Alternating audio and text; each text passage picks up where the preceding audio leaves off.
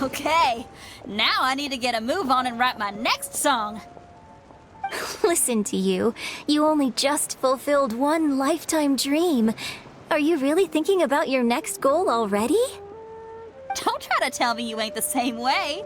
I bet you've already thought up a name for your next opera, haven't you? You know me too well, Xingyan. The Adeptus Seeking Voyage. How does that sound? Oh, man! Yeah, I can already picture it. I've also got just the finishing line for it. I'll close with, "And the celestial melody echoed through the clouds forevermore." The Lantern Rite celebrations are getting better by the year. Such wonderful music. Dr. Baizhu, I've brought the herbs. Who are they for? The singers. Performing at a music festival is very demanding. Using these herbs in good time will protect their voices from damage. Oh, that's why you were preparing them all night. I dared not neglect the Yuheng's request. Her messenger was quite insistent that it should take top priority. Let me double check again. This one is for... The vegetables are fresh, and there are enough wheats and grains stocked up. I'll pass on the seafood. Oh, it's you. We meet again. Surprised to see me here? It's the director's orders. Xiangling worked all day and night at the restaurant during the festival and didn't get to have any time to enjoy the festivities. The director sent me here to help out in the kitchen so that Xiangling will have some time to herself. But with someone as hardworking as you around, there seems to be nothing much for me to do. It feels good seeing my old friend in the kitchen, fetching ingredients and lighting fires. Perhaps I should borrow Cloud Retainer's Supreme Cuisine machine to speed things up. You'd still prefer to make them by hand, but of course. Xiao just came up here with some almond tofu, but I haven't finished everything Xiangling gave me yet. You should try some too.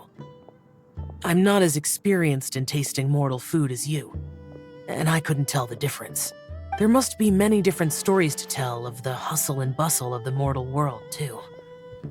You can tell me. I will listen.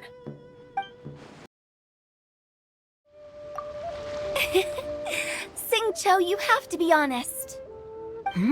Honest about what? How did you and Venti really meet? Why are you suddenly asking that? Aren't they book buddies? Yeah, we met a few times at a book convention. That's all. Oh, really? With that extraordinary demeanor and literary talent, he's definitely not just any bard. If he's someone that could hold his ground in a conversation with a consultant, he needs to at least be as talented as me. Perhaps you're overthinking this matter. Hu Tao, Xingqiu wouldn't lie to us. Okay. I'll tell you the truth. Huh? Xingqiu! I'm actually a fan of Venti's poetry. You all know that I love reading, and sometimes come across poetry from Mondstadt. Among those works, I admire the ones penned by Venti the most. Just as Hu Tao said, his artistry is the reflection of his personality, remarkable grace and exceptional literary talent. I guess Venti didn't tell you the whole truth back at the restaurant because he didn't want to embarrass me in front of everyone. He's such a considerate person. Yes, right. I can confirm that. When Xingqiu was busy with other things, he asked me to buy him poetry books in secret. I see. That didn't sound like too much of a big deal. You could have told us right away. Well, I'm telling you now, aren't I? Oh, so that's your story. Forget it. Let's drop this topic. It's not often that the four of us are all together. What should we do next? Hide and seek, hopscotch, or some shopping? Since there's 4 of us, why don't we borrow a mahjong set?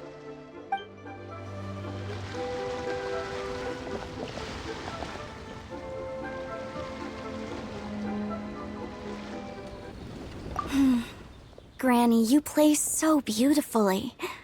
Do you think you could teach me? Oh, child, you simply never stop, do you? This festival is a rare chance to rest and relax. But here you are pestering me to teach you this, that, and the other. Don't worry, Granny. I'm a fast learner. And anyway, the sooner I start learning, the sooner we'll be able to perform a duet together. A musical duo is only as good as its weakest link. So you gotta teach me all your secrets, okay? All right. Well, you can start by making me some more tea and leaving it to cool on the side. Sure, Granny. I'm so happy. And all the grandmas and grandpas in Qingce village had a great time too. You mean, what am I doing here? Well, just now, I did a performance for everyone.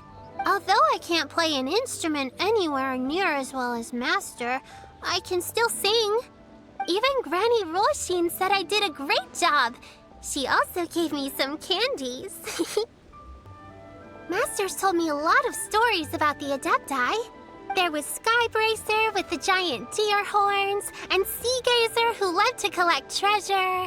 Sometimes Master talks and talks for a long time, until her voice starts to sound sad.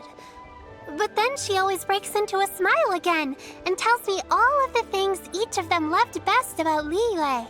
I love everything about Liyue. Some of the Adepti are gone now, but it's okay, because I'm gonna help take care of everyone in their stead. I'm happy that Mr. Dvorak found the fairy lady from his story. And I'm also happy that it turned out it was Master all along. Also, I helped out this time too, didn't I? So that means I was paying homage to my master? Oh, also, Mr. Dvorak got one of his friends to bring me a toy from Fontaine. I like it a lot. At first, I didn't know whether I was supposed to accept it or not, but then Master said it was okay, so I did. Hey, don't tell me you called me over for just a game of chess. You have to be more specific, Captain Beidou. Is it that you find playing chess an uninteresting activity, or that you're unhappy about my lack of novel ideas? If you don't specify what you mean, how could I know what I should do to please you? Of course. I make a single remark and you reply with a full-blown lecture. Maybe we should deal with all official affairs publicly in the future. It might just make things easier. I'd be perfectly happy with that. I'm just worried that Captain Beidou's business might be negatively affected. Don't give me that. That woman from Yenshang Tea House sometimes comes aboard to ask for information. She requested the fleet to import some goods, but how could I not know who she's actually working for? Oh, you sure know a lot, Captain Beidou. How about I ask her to come over? Or maybe we go straight to her tea house. With one more person around, we'll be able to have some variety in our chess games. I hope that would be less of a bore to you. So, we're still gonna play chess after all. This is such a cool ship! Facing the sea breeze and gazing out at the soaring seagulls, makes me want to sing out loud! Kazuha, how about I stay here and be the ship's resident bard? What are my prospects? With your level of artistic finesse, I'm sure nothing will go wrong. But I'm afraid the sailors aboard are not the most versed in the arts. They probably wouldn't understand the deeper meaning your poetry holds. You can't say that for sure. Poetry is spur-of-the-moment creations. Anyone viewing the same sights and experiencing the same atmosphere would surely understand. There's a port in Mondstadt too, but I rarely get the chance to board any of the ships. Speaking of ships, everything's perfect about this one, except... Kazuha, could you tell your captain that my height says nothing of my age? I'm way past drinking age. How often does one get to enjoy a seafood feast on a ship? It'll be a real shame if there isn't anything stronger to enhance the food. Pretty please? There's not much I can do about that. It's not because Captain Beidou's not on the ship right now, but because there's no room for negotiation on this matter. Even I have to sit in the no-drinking zone every time. But I don't get drunk after just a few sips.